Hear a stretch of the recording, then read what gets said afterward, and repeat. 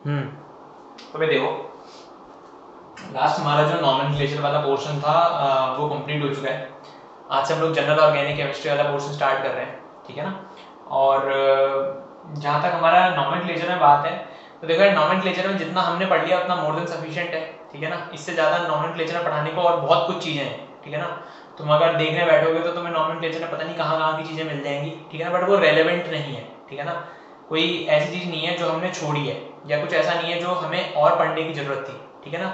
देखो, अगर एडवांस में भी क्वेश्चन आएगा तो जितना तुम्हें आता है उतना मोर देन सफिशिएंट है, उतने में तुम्हारा काम जो है वो चल जाएगा, ठीक है। और एडवांस में 20 साल का आया ये नॉमेनक्लेचर का क्वेश्चन।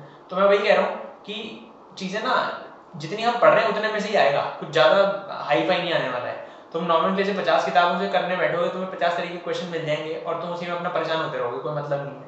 और वो भी कोई गारंटी नहीं है क्वेश्चन आएगा नहीं आएगा, ठीक है ना। नीट में ले दे करके देखो नहीं आया क्वेश्चन, तो वही वाली बात है, आने को आ सकता है, नहीं आने को नहीं आ सकता है, वो पूरी ऊपर वाले की मर्जी है। बट ये है कि हम उसके पीछे ना इतना दिमाग नहीं फोड़ सकते अपना, क्योंकि पढ़ने को नॉमेनक्लेचर बहुत बड़ा है और हम चाहें तो अभी भी नॉमेनक्लेचर कंटिन्यू कर सकते हैं लगभग 1 महीने तक, बट वो हमें करने की जरूरत नहीं है। जितना हमने पढ़ा है, अगर तुम अपनी नोटबुक अच्छे से कर लेते हो तो तुम्हारा नॉमेनक्लेचर मोर देन सफिशिएंट है, इससे ज़्यादा की तुम्हें जरूरत नहीं पड़ेगी, ठीक है ना।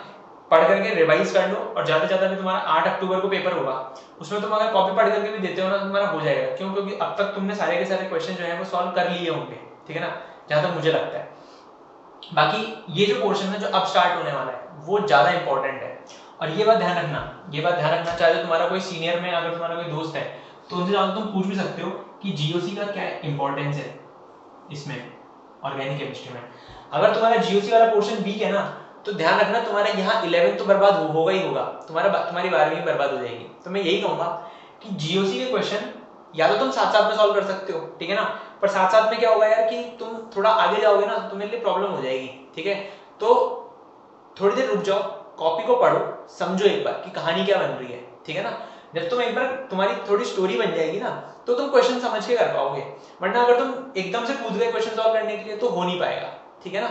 मैं चाहता हूं कि तुम क्वेश्चन सॉल्व करो, बट मैं ये नहीं चाहता कि तुम एक एक तरीके की प्रीमेच्योर नॉलेज के साथ में तुम क्वेश्चन सॉल्व करने बैठो। उससे क्या होगा, तुम्हें या तो ऐसा लगेगा कि यार ये क्वेश्चन गलत है, या तुम्हें ये लगेगा कि यार मतलब मेरे को ये चीज या तो समझ में ही नहीं आ रही है।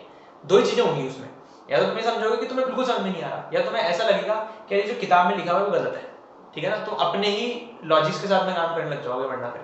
तो इसीलिए कह रहा हूँ, बार बार कह रहा हूँ कि जीओसी वाले पार्ट को बहुत अच्छे से समझना, बहुत प्यार से पढ़ना है इसको, ठीक है ना। अभी तुम घर पर भी हो, तुम्हारे पास टाइम है इसको पढ़ने का, ठीक है ना। तो जीओसी पढ़ने के लिए पहली बात तो एकदम ध्यान से पढ़ना है, और हर चीज को मैं एक और बात बता दूं, हर चीज पे कॉपी पेन यूज करनी ही है। जब तुम इसको रिवाइज करोगे ना, तुम कॉपी पेन यूज करोगे, कॉपी पेन चलाओगे हमेशा। दूसरी चीज जो मैं हर बार अपने बैच में बताता हूँ, जीओसी में ही नहीं, ऑर्गेनिक केमिस्ट्री में, क्योंकि आगे हम रिएक्शन मैकेनिज्म भी पढ़ते हैं, तो जहां पर भी मैं एरो बनाऊं वो एरो तुम्हें बनाना ही है। जैसे मान लो मैंने ऐसे बनाया, ए बी है, सी के साथ रिएक्ट कर रहा है, तो सी ने बी पे अटैक किया, तो ये जो एरो है बहुत इंपॉर्टेंट है, ध्यान रखना। ये ए बी और सी मत लिखो, पर एरो जरूर बनाओ, ध्यान रखना, क्योंकि वो ऐसी हो जाएगी कि अगर तुमने एरो नहीं बनाया ना, तो वो इज इक्विवेलेंट टू कि तुमने एरो बना दिया और ए बी और सी नहीं लिखा, ठीक है ना तो वो तुम्हारे लिए इंपॉर्टेंट है, ना केवल एरो इंपॉर्टेंट है, ना केवल रिएजेंट इंपॉर्टेंट है। तो ये बात ध्यान रखना, तुम्हें मैकेनिज्म समझ में तभी आएगी जब तुम ये एरो बनाओगे, सबसे इंपॉर्टेंट चीज। दूसरी चीज, तुम्हें जीओसी को बार बार रिवाइज करना पड़ेगा। ये मैं आज की डेट में एकदम खुल्लम खुल्ला कह रहा हूँ कि भैया जीओसी को तुम्हें रिवाइज करना पड़ेगा।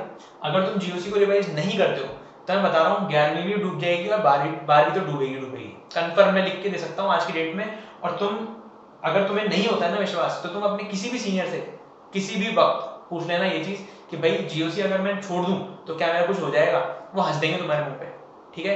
तो ये बात तुम्हें ध्यान रखनी पड़ेगी कि जीओसी बहुत ज्यादा इंपॉर्टेंट है, हद से ज्यादा इंपॉर्टेंट है, इसको बिल्कुल भी लाइटली मत लेना। ये तुम्हारा बैकबोन है, ध्यान रखना, ऑर्गेनिक केमिस्ट्री का। ये मतलब तुम ऐसा समझ सकते हो, ऑर्गेनिक केमिस्ट्री ना अपने आप में एक लैंग्वेज है, और ये तो उसकी एबीसीडी है जीओसी। अगर वो तुम्हें नहीं आता है तो तुम्हें आगे का कंसेप्ट कुछ भी समझ में नहीं आएगा, कभी भी समझ में नहीं आएगा, ठीक है ना। चलो, तो इतनी कहानी थी। और इसके बाद भी मैं जानता हूँ कि कई लोग ऐसे होंगे जो इस चीज को लाइटली ले लेंगे और फिर बाद में वो परेशान होंगे, तो मैं वो नहीं चाहता। अभी तुम्हारे पास क्या है, एक्चुअली होता है कि जब स्कूल चल रहा होता है ना, तो थोड़ा सा तुम्हें हो सकता है यार टाइम नहीं मिलता इतना, है ना, तुम्हें ऑलवेज पढ़ने होते हैं। अभी तो तुम्हारे पास टाइम रिलेटिवली बहुत ज्यादा है, तुम चाहो तो जीओसी को इजीली पढ़ सकते हो और पूरा कमांड बना सकते हो उसके ऊपर, ठीक है। चलो टाइम वेस्ट नहीं करते हैं, जीओसी स्टार्ट करते हैं, ठीक है ना। जनरल ऑर्गेनिक केमिस्ट्री समझते हैं कि इसमें होता क्या है आखिर में, ठीक है ना। देखो इसमें क्या होगा ना, इसमें तुम कुछ एक ऐसी चीजें समझोगे जिससे ना तुम्हें किसी मॉलिक्यूल को देख करके उसके बारे में कुछ चीजों का पता चलेगा, ठीक है। जैसे मान लो मैंने कोई मॉलिक्यूल बनाया, तो उस मॉलिक्यूल के अंदर इलेक्ट्रॉन कहाँ मूव कर रहे हैं, उसके ऊपर किस तरीके से कोई रिएजेंट अटैक कर सकता है, ये सब चीजें तुम्हें यहाँ समझ में आएंगी। पर जीओसी को पढ़ने से पहले हम एक छोटी सी चीज पढ़ते हैं। देखो जब पुराना जमाना था ना, तो वहां पर ऐसा समझते थे कि जो ऑर्गेनिक कंपाउंड है वो नॉर्मली लैब में सिंथेसाइज नहीं किए जा सकते, ठीक है ना। पुराने जमाने में हम लोग ये समझते थे कि जो ऑर्गेनिक कंपाउंड है वो किसी वाइटल फोर्स से बनती है। वाइटल फोर्स मतलब कि कुछ आध्यात्मिक ताकत होती है, कुछ है ना, वो कुछ ऐसा टाइप का होता है, उससे हमारा ऑर्गेनिक कंपाउंड बनता है, ठीक है ना। ऐसा सोचते थे पहले, बट एक्चुअली ऐसा नहीं हुआ, ठीक है। हुआ क्या कि, तो इसको लिख लेते हैं पहले कि भैया अर्लियर इट वाज बिलीव्ड, ऐसा मानो, it was believed that organic compounds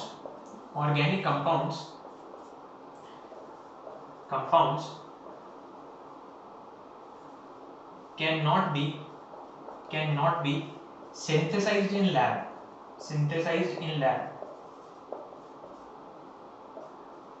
and presence of a vital force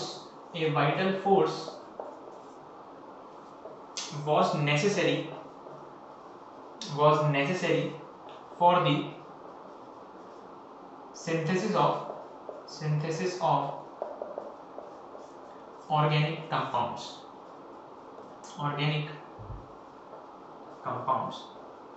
ठीक है। आध्यात्मिक ताकत तो नहीं बोलेंगे, आध्यात्मिक तो स्पिरिचुअल होता है, ठीक है ना, तो वो सब नहीं है। वाइटल फोर्स है। वाइटल फोर्स का क्या मतलब होता है कि कुछ नेचुरल फोर्स है जिसकी वजह से ना ऑर्गेनिक कंपाउंड बनते हैं। ऑर्गेनिक कंपाउंड को तुम रिएक्शन लैब में सिंथेसाइज नहीं कर सकते, ऐसा माना जाता था पहले, ठीक है। बट एक्चुअली ऐसा नोटिस किया गया कि जब हमने पोटेशियम साइनेट की रिएक्शन हमने अमोनियम सल्फेट के साथ में कराई, ठीक है ना। मैंने जब इसकी रिएक्शन अमोनियम सल्फेट के साथ में करवाई तो मुझे क्या देखने को मिला कि यहाँ पर एक रिएक्शन हुई, ठीक है ना। अब वो जो रिएक्शन थी उसका कुछ प्रोडक्ट, एक्सपेक्टेड प्रोडक्ट क्या था, उसका एक्सपेक्टेड प्रोडक्ट ये था, जब तुमने अभी 10th तक केमिस्ट्री पढ़ी होगी तो तुम क्या पढ़ते थे कि जो साइनाइड, जो नेगेटिव चार्ज है वो इसके पॉजिटिव चार्ज से जुड़ जाएगा और इसका जो पॉजिटिव चार्ज है वो इसके नेगेटिव पार्ट से जुड़ जाएगा। मतलब इसका पॉजिटिव और नेगेटिव पार्ट कौन कौन से हैं वो बताओ पहले तो। इसका पॉजिटिव पार्ट होगा K+, इसका नेगेटिव पार्ट कौन सा होगा CNO-, ठीक है ना। इसका पॉजिटिव पार्ट कौन सा बनेगा, इसका पॉजिटिव पार्ट बनेगा अमोनियम आयन NH4+, इस सल्फेट का नेगेटिव पॉइंट कौन सा बनेगा SO4 2-, ठीक है। अब हुआ क्या देखो, इसका पॉजिटिव इसके नेगेटिव से जुड़ जाएगा और इसका पॉजिटिव इसके नेगेटिव से जुड़ जाएगा, ऐसा एक्सपेक्टेड है, ठीक है। तो हमारा जो एक्सपेक्टेड प्रोडक्ट था वो था पोटेशियम सल्फेट K2SO4 प्लस तुम्हारे पास में था अमोनियम साइनेट, है ना, अमोनियम साइनेट, ये एक्सपेक्टेड प्रोडक्ट था, ठीक है। ये क्या था एक्सपेक्टेड, बट एक्चुअली ऐसा नहीं हुआ। एक्चुअली क्या हुआ, ऐसा नहीं हुआ। हुआ क्या वो देखते हैं। तो जो हुआ वो ये था कि भाई तुम्हारे पास में एक कंपाउंड बना, इस अमोनियम साइनेट की जगह जो कंपाउंड बना, the expected ammonium cyanate was not formed, rather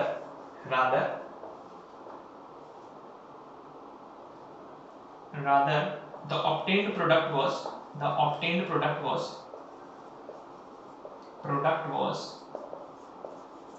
urea बना। और यूरिया का स्ट्रक्चर कैसा होता है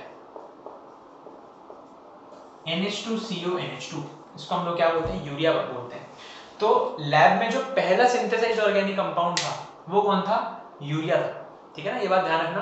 तो यूरिया क्या होता है, फर्टिलाइजर वगैरह में यूज किया जाता है, ठीक है ना। और क्योंकि इसमें नाइट्रोजन होता है और पेड़ों को क्या नाइट्रोजन बड़ा पसंद होता है, ठीक है ना। तो ये ध्यान रखना कि इसमें जो कंपाउंड था वो एक्सपेक्टेड ये था, बट ये नहीं बना, इधर क्या बना यूरिया बन गया, ठीक है ना। तो ये नाइट्रोजन कंटेनिंग कंपाउंड होता है जो कि अमोनिया बहुत जल्दी रिलीज कर देता है। अगर तुम इसको आगे जब हम रिएक्शन वगैरह पढ़ेंगे तो हमें वहाँ पता चलेगा कि ये अमोनिया का सोर्स की तरह काम कर सकता है, मतलब NH3 प्रोवाइड कर सकता है। और ऐसा पढ़ा जाता है कि जैसे तुम्हें याद हो तो शायद तुमने बचपन में पढ़ा भी होगा, NPK फर्टिलाइजर्स होते हैं, है ना। NPK फर्टिलाइजर्स क्या होते हैं? नाइट्रोजन, फास्फोरस और पोटेशियम, ये 3 एलिमेंट्स होते हैं जो पेड़ों को बहुत पसंद होते हैं, ठीक है ना, और चाव से खाते हैं वो इसको, ठीक है। तो ध्यान रखना कि नाइट्रोजन के सोर्स की तरह काम करता है यूरिया, इसीलिए फर्टिलाइजर्स वगैरह में यूज किया जाता है, एक एक्टिव इंग्रेडिएंट है उसका। तो तुमसे क्वेश्चन पूछा जाता है कि which is the first organic compound that was synthesized. तो फर्स्ट ऑर्गेनिक कंपाउंड जो बनाया गया था वो कौन था? यूरिया था। चलो ये कहानी कंप्लीट हो गई, इसको बनाओ, फिर आगे बढ़ते हैं, ठीक है। और ठीक है, तो देखें अगला हमें क्या पढ़ना है। देखो सबसे पहले तो हमें ना ये समझना पड़ेगा कि जो ऑर्गेनिक केमिस्ट्री है वो पूरी किस चीज पे बेस्ड है। ऑर्गेनिक केमिस्ट्री पूरी तरीके से बेस्ड होती है bond breaking and bond forming processes के ऊपर, ठीक है। तो यहाँ हमें ना bond breaking and bond forming processes के बारे में समझना पड़ेगा। हमें क्या करना पड़ेगा? Bond breaking and bond forming processes के बारे में पढ़ना पड़ेगा। तो हम लोग यहाँ पे लिख लेते हैं कि ऑर्गेनिक केमिस्ट्री या organic reactions involve various bond breaking and forming processes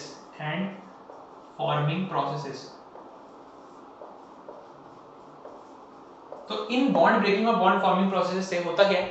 reactant से प्रोडक्ट का फॉर्मेशन होता है। तो जैसे मान लो मेरे पास में रिएक्टेंट है, तो रिएक्टेंट में जब बॉन्ड ब्रेकिंग होगी तो पहले एक स्पीशीज बनेगी जिसको हम लोग बोलते हैं इंटरमीडिएट। ये जो इंटरमीडिएट होता है उसको हम लोग क्या बोल सकते हैं? रिएक्टिव इंटरमीडिएट बोल सकते हैं। क्या बोल सकते हैं? रिएक्टिव इंटरमीडिएट बोल सकते हैं। मतलब इंटरमीडिएट क्या है? रिएक्टेंट और प्रोडक्ट के कुछ बीच की चीज, ठीक है ना, कि उसमें रिएक्टेंट का भी कुछ कैरेक्टर होगा, प्रोडक्ट का भी कुछ कैरेक्टर होगा, ठीक है ना, दोनों के बीच की चीज बनेगी और फिर वो क्या बनाएगा? प्रोडक्ट बनाएगा, ठीक है। तो यहां पर क्या होता है, जो रिएक्टेंट है ना उसके अंदर बॉन्ड ब्रेकिंग होगी। जब रिएक्टेंट या बॉन्ड ब्रेकिंग होगी तो कुछ रिएक्टिव इंटरमीडिएट बनेंगे और उस रिएक्टिव इंटरमीडिएट की फर्दर रिएक्शन होगी और प्रोडक्ट बनेगा, ठीक है ना। तो जब रिएक्टिव, जैसे रिएक्टेंट था तो रिएक्टेंट से रिएक्टिव इंटरमीडिएट बनाने के लिए तुम्हें बॉन्ड ब्रेकिंग करनी पड़ेगी और जब तुम रिएक्टिव इंटरमीडिएट से प्रोडक्ट बनाने की कोशिश करते हो तो तुम बॉन्ड फॉर्मिंग प्रोसेस करोगे। तो बॉन्ड फॉर्मिंग हमारे लिए इतनी इंपॉर्टेंट नहीं होती है, हमारे लिए इंपॉर्टेंट कौन होता है? बॉन्ड ब्रेकिंग प्रोसेस इंपॉर्टेंट होता है। तो रिएक्टेंट के आगे हम लोग लिख सकते हैं कि it can undergo bond breaking processes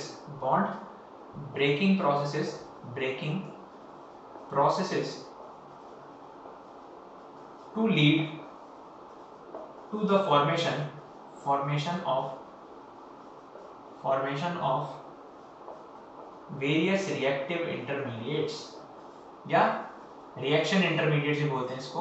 हम इसको रिएक्टिव इंटरमीडिएट्स लिख रहे हैं यहाँ पे, इंटरमीडिएट्स। अब ये रिएक्टिव इंटरमीडिएट्स कौन कौन से होते हैं, कैसे होते हैं, वो हम आगे देखेंगे। उससे पहले हमारे लिए इंपॉर्टेंट क्या है? उससे पहले हमारे लिए इंपॉर्टेंट है ये बॉन्ड ब्रेकिंग प्रोसेस, कि बॉन्ड एक्चुअली ब्रेक होगा कैसे। बॉन्ड ब्रेक करने के भी तरीके होते हैं, तो उन बॉन्ड ब्रेक करने के तरीकों को हम लोग समझेंगे पहले, ठीक है ना। तो हम क्या पढ़ रहे हैं अभी हम ये पढ़ने वाले हैं कि रिएक्टेंट किस तरीके से बॉन्ड ब्रेक करेगा और बॉन्ड ब्रेक करने से, जैसे बॉन्ड ब्रेकिंग ना एक्चुअली दो प्रोसेस से होती है, एक होता है होमोलिटिक, एक होता है हेटेरोलिटिक। तो होमोलिटिक से एक टाइप का रिएक्टिव इंटरमीडिएट बनेगा और हेटेरोलिटिक से एक अलग टाइप का रिएक्टिव इंटरमीडिएट बनेगा, ठीक है ना। तो उसके बारे में हम लोग बातें करेंगे यहाँ पे। तो हमने क्या पढ़ा? पहली बात तो हमने देखा कि भैया ऑर्गेनिक केमिस्ट्री में कोई वाइटल फोर्स नहीं चाहिए, तुम लेबोरेटरी में जाओ तो जाकर के घोल मिला करके चीजों को अपना ऑर्गेनिक कंपाउंड सिंथेसिस कर सकते हो, ठीक है ना। तो ध्यान रखना। दूसरी चीज हमने पढ़ी कि जो ऑर्गेनिक रिएक्शंस होती हैं उनके अंदर bond breaking and bond forming process होती है। बॉन्ड फॉर्मिंग प्रोसेस हमारे लिए इतनी काम की नहीं है, वो ऐसे ही है टाइम पास। हमारे लिए इंपॉर्टेंट क्या है? Bond breaking processes. अब बॉन्ड ब्रेकिंग कितने टाइप की हो सकती है वो हम देखेंगे, ठीक है ना। और जब हम बॉन्ड ब्रेकिंग पढ़ चुके होंगे तब हम रिएक्टिव इंटरमीडिएट के बारे में पढ़ेंगे। तो ये मैंने तुम्हें एक ओवरव्यू दे दिया पहले कि हम क्या क्या पढ़ने वाले हैं, ठीक है ना। तो हम पहले बॉन्ड ब्रेकिंग प्रोसेस को पढ़ते हैं, ठीक है। तो लिखो, देखो भैया हम देख रहे हैं बॉन्ड ब्रेकिंग प्रोसेसेस को। हम क्या देख रहे हैं? बॉन्ड ब्रेकिंग प्रोसेस को। देखो बॉन्ड बॉन्ड या बॉन्ड ब्रेकिंग की जगह ऐसा लिख लो बॉन्ड ब्रेकिंग या स्लैश फिजन। फिजन का क्या मतलब होता है? टूटना, ठीक है ना। फिजन मतलब टूटना। ध्यान रखना कि bond breaking can occur in two ways, ठीक है। बॉन्ड ब्रेकिंग हमेशा दो तरीके से हो सकती है, ठीक है। जो पहला तरीका होता है उसको हम लोग बोलते हैं homolytic fission, homolytic bond fission, homolytic bond fission. इसका क्या मतलब है? पहले इसका मतलब समझ लेते हैं, फिर इसके बारे में कुछ एक कहानी लिख लेंगे। देखो, मान लो मेरे पास ए और बी है, ठीक है। बॉन्ड बनता कैसे है? पहली बात तो ये समझ में आना चाहिए।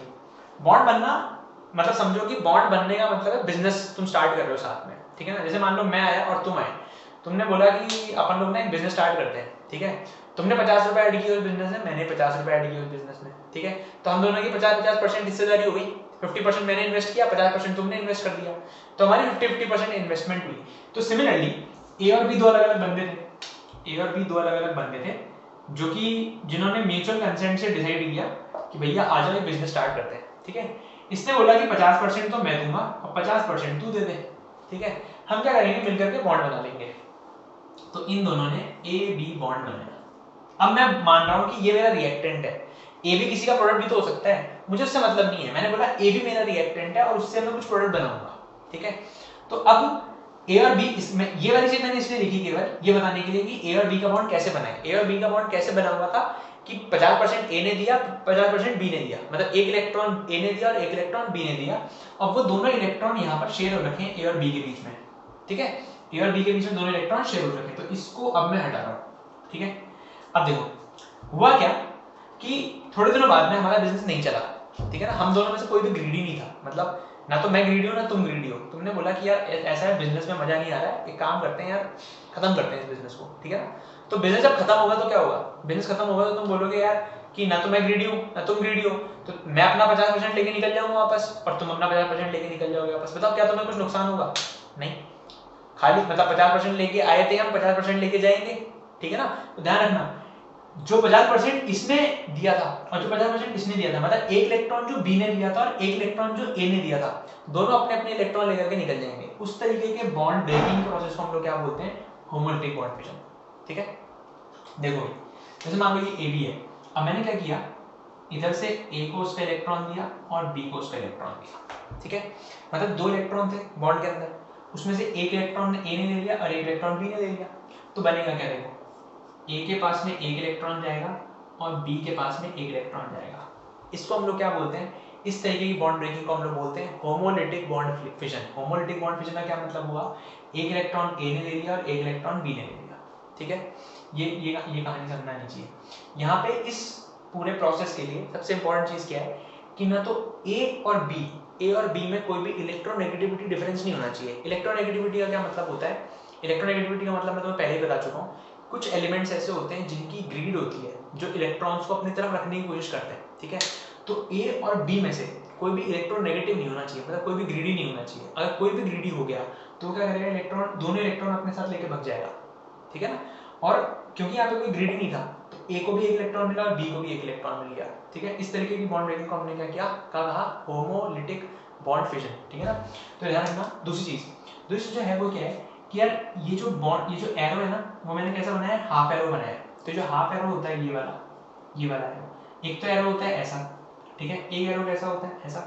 तो इसको तो हम लोग बोलते हैं फुल एरो, इसको बोलते हैं हम लोग हाफ एरो, ठीक है ना। हाफ एरो या इसको हम लोग फिश हुक एरो भी बोलते हैं। फिश हुक का क्या मतलब हुआ? मछली पकड़ने के लिए हुक देखा होगा तुमने, अगर खैर कहाँ से देखा होगा, अपन तो नहीं करते, पर ध्यान रखना ऐसा कुछ हुक होता है, ठीक है ना। तो इसके जैसा दिख रहा है ना, खैर उसके जैसा तो नहीं दिख रहा, बट ठीक है कोई नहीं, मान लेते दिख रहा है, ठीक है। तो फिश हुक ऐसा होता है, इसको हम लोग फिश हुक एरो बोलते हैं, ठीक है। चलो ये कहानी होगी। तो होमोलिटिक बॉन्ड फिजन के बारे में देख लेते हैं भाई। देखो इसमें क्या होता है कि ए और बी में कोई इलेक्ट्रोनेगेटिव डिफरेंस नहीं है पहली बात तो पहला पॉइंट ये बनेगा कि here the atoms of the molecule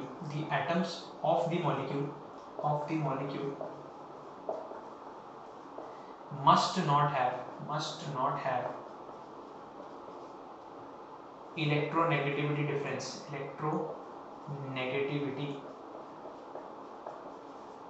difference, ठीक है। Second point, this is denoted, this type of bond fission is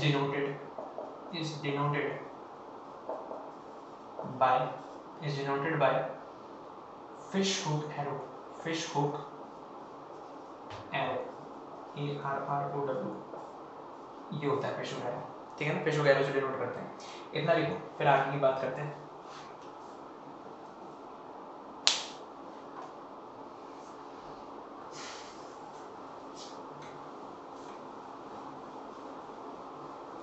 ठीक है, इसी में हम लोग और चीजें लिख सकते हैं, वो क्या है कि नेक्स्ट पॉइंट है, इट कैन बी डन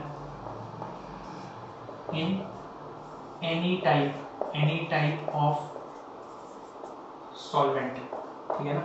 किसी भी सॉल्वेंट में करा सकते हैं। सॉल्वेंट, किसी भी टाइप का सॉल्वेंट का क्या मतलब हुआ, पोलर या नॉन पोलर, पोलर और नॉन पोलर, ठीक है। तुम चाहो तो पोलर सॉल्वेंट यूज कर लो, चाहो तो नॉन पोलर सॉल्वेंट यूज कर लो, ठीक है ना। पोलर सॉल्वेंट्स कौन से होते हैं, जैसे कि H2 है, H2 पोलर होता है, ठीक है ना, मतलब उसमें क्या है, किसी चीज को तोड़ने की टेंडेंसी होती है। और नॉन पोलर क्या होता है, जो किसी चीज को तोड़ने की टेंडेंसी नहीं रखता, उसको हम लोग क्या बोलते हैं, नॉन पोलर सॉल्वेंट बोलते हैं। चलो बाकी और पोलैरिटी तो तुम इनऑर्गेनिक में पढ़ोगी, ठीक है ना। किसी भी तरीके के सॉल्वेंट में हो सकता है। दूसरी बहुत इंपॉर्टेंट चीज कि रेडिकल्स आर फॉर्म्ड, नहीं ये मतलब रेडिकल, ऐसे लिखो कि homolytic fission is usually carried out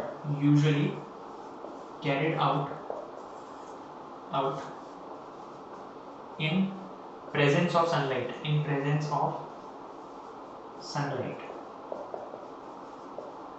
ठीक है ना, जिसको हम लोग HNU से डिनोट करते हैं, ठीक है ना। देखो एक चीज ध्यान रखना, जो होमोलिटिक फिजन है, अभी हमने पढ़ा कि एक इलेक्ट्रॉन A लेके जाएगा, एक इलेक्ट्रॉन B लेके जाएगा, उससे क्या होता है कि ये जो फिजन है, जो होमोलिटिक फिजन है, वो एक्चुअली कैसे कराया जाता है, वो कराया जाता है सनलाइट की प्रेजेंस में।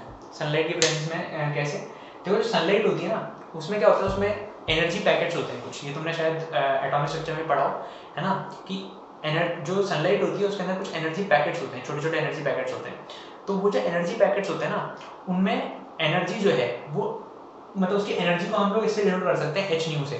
तो जो एनर्जी का तुमने फॉर्मूला पढ़ा होगा, वो क्या होता है, HNU, या तुम इसी को क्या नाम से hc/λ भी लिख सकते हो, ठीक है ना। जहाँ पे H क्या होता है, H होता है प्लैंक्स कांस्टेंट। देखो अगर तुमने नहीं पढ़ा है तो पढ़ोगे आगे इस चीज को, तो परेशान मत होना। H क्या होता है, प्लैंक्स कांस्टेंट होता है। देन म्यू को क्या बोलते हैं हम लोग, फ्रीक्वेंसी ऑफ लाइट, ठीक है ना। लैम्डा को हम लोग बोलते हैं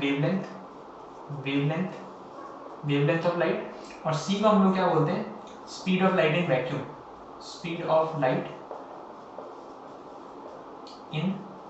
वैक्यूम, ठीक है ना। तो ये फालतू चीज है, वैसे तो नहीं लिखनी चाहिए थी, पर कोई बात नहीं।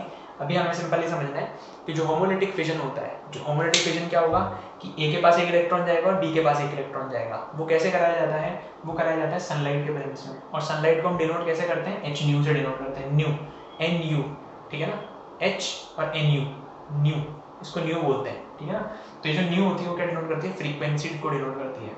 मतलब क्या हुआ, ये क्या डिनोट कर रहा है, HNU एनर्जी को डिनोट कर रहा है। किसी भी पर्टिकुलर फोटोन की क्या फ्रीक्वेंसी है, उसके ऊपर डिपेंड करेगा कि उसकी एनर्जी कितनी है, ठीक है ना। देखो ना, तुम न्यू को चेंज करते जाओगे तो एनर्जी की वैल्यू चेंज होती जाएगी, ठीक है। तो HNU से डिनोट करते हैं हम लोग एनर्जी को, ठीक है। चलो, तो HNU के प्रेजेंस में हम लोग होमोलिटिक फिजन को करेंगे। ये कहानी हमें समझ में आ गई। अब इससे जो प्रोडक्ट बन रहा था उसका क्या नाम है, ठीक है, वो देख लेते हैं एक बार। जैसे मान लो, अगर मैं जनरलाइज्ड एग्जांपल लिखना चाहूँ तुम्हारे सामने, मान लो मेरे पास में AB था और मैंने उसके अंदर HNU लाइट जो है वो सप्लाई करी। तो HNU लाइट सप्लाई करने पर ये B टूटेगा और A टूटेगा। A के पास में एक इलेक्ट्रॉन जाएगा, B के पास में एक इलेक्ट्रॉन जाएगा, A के पास में एक इलेक्ट्रॉन गया और B के पास में एक इलेक्ट्रॉन गया। इसको हमने क्या बोला, होमोलिटिक बॉन्ड फिजन, ठीक है। और ये जो A और B बनी है ना, जो दो स्पीशीज, ये क्या होती हैं, ये होते हैं हमारे रिएक्टिव इंटरमीडिएट्स, इंटरमीडिएट्स। याद करो, अभी मैंने पहले लिखवाया था रिएक्टेंट से रिएक्टिव इंटरमीडिएट और रिएक्टिव इंटरमीडिएट से प्रोडक्ट बनता है, ठीक है। तो इसको हमने क्या बोला, रिएक्टिव इंटरमीडिएट। तो जो रिएक्टिव इंटरमीडिएट होता है ना, ये वाले, इनका एक नाम होता है, ए के ऊपर एक इलेक्ट्रॉन और बी के ऊपर एक इलेक्ट्रॉन है, तो उसका एक नाम होता है। वो नाम क्या होता है, फ्री रेडिकल। इसको हम लोग क्या बोलते हैं, फ्री रेडिकल बोलते हैं, ठीक है ना। तो ये बात ध्यान रखना कि ए और बी जब भी टूटेंगे होमोलिटिक बॉन्ड फिजन से, ए और बी जब भी होमोलिटिक बॉन्ड फिजन से टूटेंगे, तो वहां पर क्या होगा, ए रेडिकल बनेगा और बी रेडिकल बनेगा। तुम चाहो तो इसको ए फ्री रेडिकल भी बोल सकते हो, चाहे तो तुम इसको बी फ्री रेडिकल भी बोल सकते हो, या फ्री रेडिकल की जगह तुम सिंपल रेडिकल भी बोलोगे तो भी चलेगा, ठीक है ना। तो ए रेडिकल और बी रेडिकल बन रहा है, ठीक है। चलो, अच्छा एक बात ध्यान रखना कि खैर ये तो मैं रेडिकल में बताऊंगा अभी तुम्हें, जब अभी हम इसके बारे में और डिटेल में बात करेंगे तो मैं तुम्हें बताऊंगा अभी वहाँ पे। ये जो रेडिकल्स होते हैं ना, ये एक्चुअली क्या होता है, बहुत ज़्यादा रिएक्टिव होते हैं, तुरंत रिएक्शन शो करते हैं। तभी तुम्हें याद हो, तुम कभी कभी फूड पैकेट्स होते हैं उसके ऊपर लिखा होता है कि रेडिकल फ्री फूड। तो रेडिकल फ्री फूड का क्या मतलब है कि उसके अंदर रेडिकल्स नहीं है, तो अगर वो शरीर में जाएंगे तो ऐसा नहीं है कि किसी चीज़ से रिएक्ट ही करने लग जाएंगे, है ना। ऐसे ही होता है, अगर मान लो तुम्हारे किसी फूड के अंदर रेडिकल है, तो तुम अगर उसको कंज्यूम कर रहे हो तो कंज्यूम करने पे वो जाकर के तुम्हारे शरीर के किसी पार्ट से रिएक्ट कर सकता है या सेल्स को डैमेज कर सकता है ना।